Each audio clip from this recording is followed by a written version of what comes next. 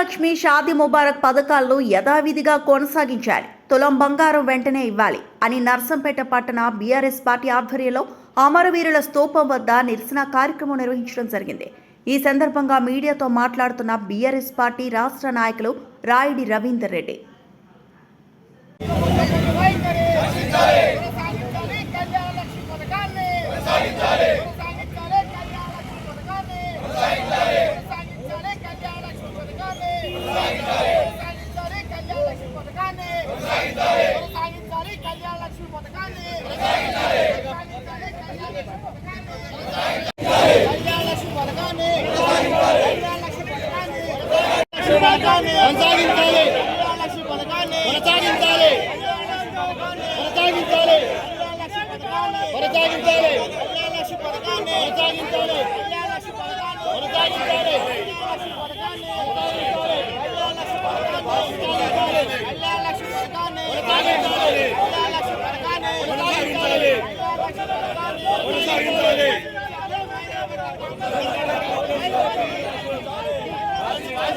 మాటలు చెప్పి గద్దెనెక్కిన కాంగ్రెస్ ప్రభుత్వం పెద్దలారా ఖబర్దార్.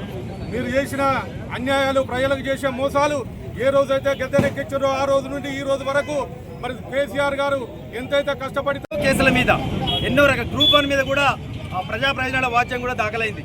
దాన్ని లాయర్లను పెట్టినరు, అనుభవజ్ఞులను పెట్టినరు. ఆ కేసును ప్రభుత్వానికి అనుకూలంగా తీర్పు వచ్చేలాగా కూడా చేసుకున్నారు. అదే రీతిలో ఈ